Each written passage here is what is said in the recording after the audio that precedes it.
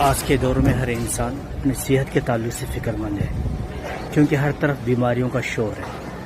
اسپتالوں کے مہنگے خرچوں کی دہشت سے بیمار کو تو چھوڑیے، اس کے گھر کے لوگوں کی زندگی بھر کی کمائی ہوئی دولت کا جنازہ نکل جاتا ہے۔ بیماریوں کے اس ہنگامے میں ہر کوئی پرفیکٹ اور صحیح علاج کے تلاش میں، اور آپ جانتے ہیں کہ طب نبوی، طب یونانی اور آیورویدک میں بیماریوں کا بالکل صحیح بغیر کسی سائیڈ ایفیکٹ کے مکمل علاج موجود ہے۔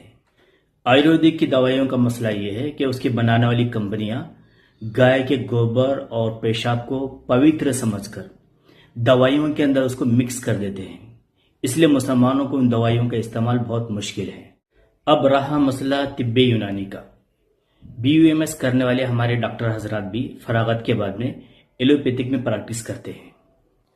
اب رہ گئے ہمارے پرانے حکیم حضرات، ان کے پاس جا کر باضابطہ کوئی سیکھتا نہیں۔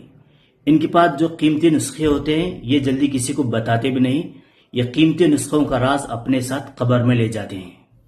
اس لیے طب نبوی اور طب یونانی کے ماہر حکیم حضرات دن بدن کم سے کم ہوتے جا رہے ہیں۔ اس فکر نے ترکی النسل نوجوان ماہر طب استاذ الحکمہ حکیم احمد طارق صاحب کو بے چین کیا۔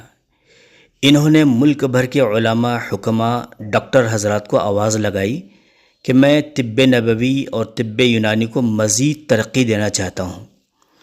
اس میں دلچسپی رکھنے والے حضرات ہم سے جڑے تو الحمدللہ پورے ملک سے 38 علماء، حکماء اور ڈاکٹر حضرات تیار ہوئے۔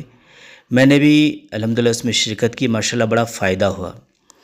پچھلے چند مہینوں سے آن لائن کلاس جاری تھی۔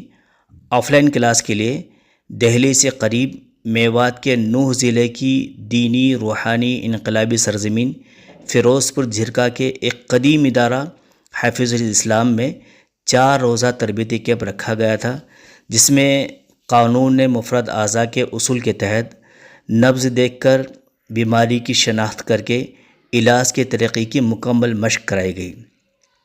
اور سب سے اہم بات مسنون حجامہ کپنگ تھیریپی، جس کو اگر صحیح طریقے پر مسنون طریقے پر کیا جائے تو یہ روحانی جسمانی ہر بیماری کا علاج ہے۔